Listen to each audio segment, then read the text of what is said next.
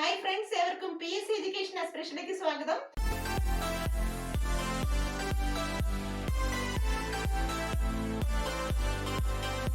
ഇന്ന് ഞാൻ വന്നിരിക്കുന്നത് ക്വസ്റ്റ്യൻ ടാഗിലെ ഒരു മാർക്ക് പോലും നിങ്ങൾക്ക് നഷ്ടപ്പെടാതിരിക്കാനുള്ള എളുപ്പ വഴിയായിട്ടാണ്. ക്ലാസ്സിലേക്ക് പോകാം. ക്വസ്റ്റ്യൻ ടാഗ് നമുക്കറിയാം, ലെറ്റസിൽ തുടങ്ങുന്ന എല്ലാ സെന്റൻസുകളുടെയും ടാഗ് എന്ന് പറയുന്നത് ഷാൽ ബി ആയിരിക്കും. ഇതെല്ലാവർക്കും അറിയാവുന്ന ഒരു കാര്യമാണ്. ലെറ്റസിൽ തുടങ്ങുന്ന എല്ലാ സെന്റൻസുകളുടെയും ടാഗ് എല്ലായ്പ്പോഴും എന്തായിരിക്കും? ഷാൽ ബി എന്നായിരിക്കും. എന്നാൽ ശ്രദ്ധിക്കേണ്ട മറ്റൊരു കാര്യമുണ്ട്. ലെറ്റ് മീൽ തുടങ്ങുന്ന, ലെറ്റസ് അല്ല, ലെറ്റ് മീൽ തുടങ്ങുന്ന സെന്റൻസുകളുടെ ടാഗ് എല്ലായ്പ്പോഴും എന്തായിരിക്കും? വിൽ യു ആയിരിക്കും. ശ്രദ്ധിക്കുക, ലെറ്റസിൽ തുടങ്ങിക്കഴിഞ്ഞാൽ ഷാൽ ബിയും ലെറ്റ് മീ എന്ന് പറഞ്ഞ് തുടങ്ങിക്കഴിഞ്ഞാൽ ആ സെന്റൻസിന്റെ ടാഗ് എല്ലായ്പ്പോഴും വിൽ യു ആയിരിക്കും.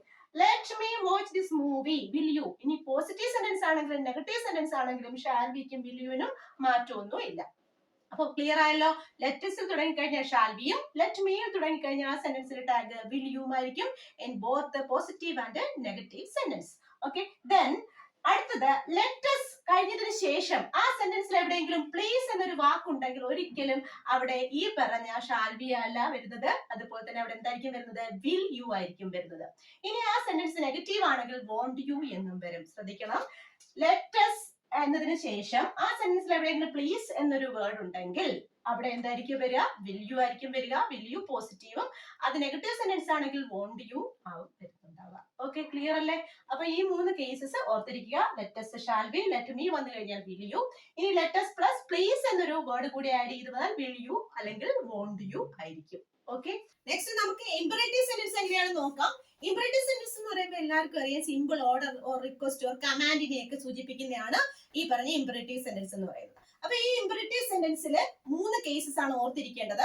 നമുക്ക് തന്നിരിക്കുന്ന സെന്റൻസ് ഒരു സിമ്പിൾ ഇമ്പറേറ്റീവ് സെന്റൻസ്, അതായത് simple order, simple command, simple request ഇതൊക്കെ ആണെങ്കിൽ അവിടെ ടാഗ് അല്ല ഇപ്പോഴും വിൽ യു ആയിരിക്കും. നമുക്ക് തന്നിരിക്കുന്ന സെന്റൻസ് ഇമ്പറേറ്റീവിലെ സിമ്പിൾ സെന്റൻസ് ആണെങ്കിൽ, example open the window, will you.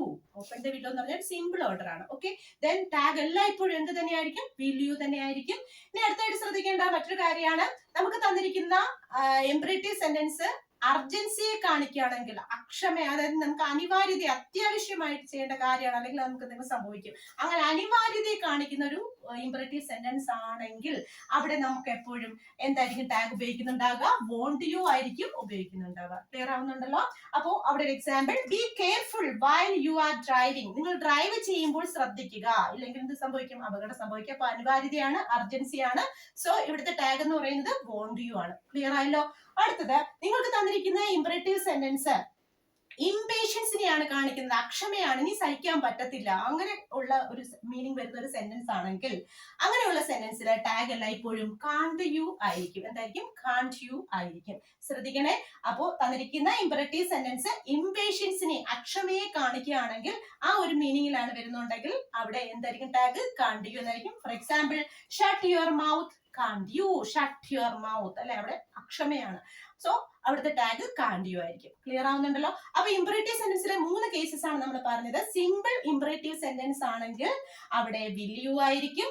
ഇനി തന്നിരിക്കുന്ന ഇമ്പറേറ്റീവ് സെന്റൻസ് അർജൻസിയെ, അനിവാര്യതയെ കാണിക്കുകയാണെങ്കിൽ വോണ്ട് യു ആയിരിക്കും. തന്നിരിക്കുന്ന ഇമ്പറേറ്റീവ് സെന്റൻസ് ഇംപേഷ്യൻസിനെ, അക്ഷമയെ കാണിക്കുകയാണെങ്കിൽ എപ്പോഴും ടാഗ് കാണ്ട് യു ആയിരിക്കും. അപ്പൊ ഈ പറഞ്ഞ രണ്ട് കേസസും എല്ലാം കൂടി 5 കേസസ് ആണ് എടുത്ത് പറഞ്ഞിരിക്കുന്നത്. ഈ കേസസ് ഒക്കെ ഒന്ന് ശ്രദ്ധിച്ചു കഴിഞ്ഞാൽ ക്വസ്റ്റ്യൻ ടാഗിൽ ഒരു മാർക്ക് പോലും നിങ്ങൾക്ക് നഷ്ടമാവില്ല. റെയർ കേസ് ആണ്, വളരെ ശ്രദ്ധിച്ച് പഠിച്ചു വെച്ചേക്കുക. ഇത് ഉറപ്പായിട്ടും പരീക്ഷകൾക്ക് ചോദിക്കുന്നതാണ്. ഇനി നിങ്ങൾക്ക് ക്വസ്റ്റ്യൻ ടാഗിന്റെ കൂടുതൽ ഡീറ്റെയിൽ ക്ലാസ് ആവശ്യമാണെങ്കിൽ അതിനായിട്ടുള്ള ലിങ്ക് ഞാൻ യൂട്യൂബ് ചാനലിൽ താഴെ ലിങ്ക് ആയിട്ട് കൊടുത്തിരിക്കാം. അപ്പോൾ നിങ്ങൾക്ക് അത് കാണുക. ഓക്കെ.